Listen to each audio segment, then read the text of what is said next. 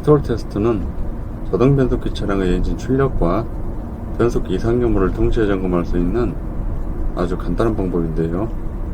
DCT 변속기나 CVT 변속기 차량은 해당 사항이 없습니다. 스톨 테스트 순서 및 조건은 다음과 같습니다. 만에 하나 차가 돌진하더라도 안전한 장소를 선택한다. 바퀴 4군데 모두 고인목을 설치한다. 냉각수 온도와 미션 오일 온도가 정상 범위가 되도록 시동을 켜고 충분히 기다린다. 주차 브레이크를 꼭 체결한다. 풋브레이크를 꼭 밟는다. 시프트 레버를 뒤에 놓는다. 엑셀을 한 번에 끝까지 밟은 후 RPM을 확인한다. 주의할 점은 테스트는 5초를 초과하지 않도록 해야 되고요.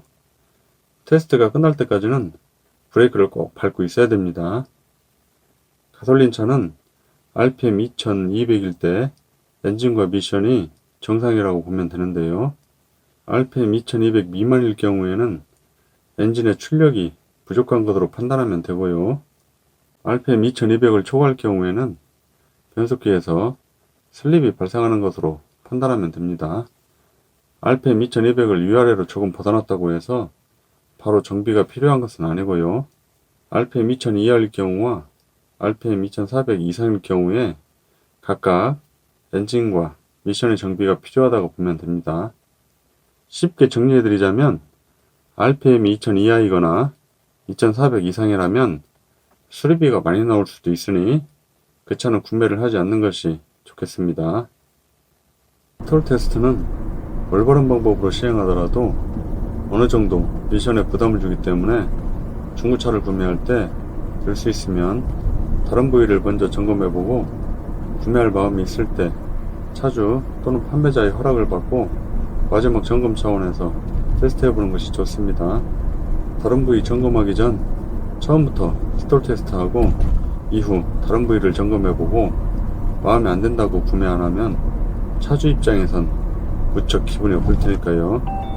테스트는 딱 한 번에 끝내는 게 좋은데 만약 RPM을 제대로 못 읽어서 다시 한번 테스트를 해보고 싶다면 테스트하면서 급격히 올라간 미션 오일의 온도를 떨어뜨려야 하기 때문에 10분 후에 하는 것이 좋습니다.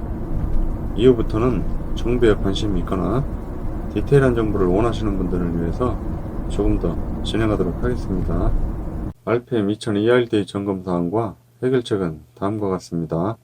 엔진의 실화, 점화시기, 밸브 간극대를 점검하고 또한 피스톤과 실린더의 마찰망으로 인한 실린더 내의 압축압력이 규정 범위 미만일 수도 있으므로 압축압력을 점검하여 이상 없을 시 토크 컨버터의 고장이 의심됩니다.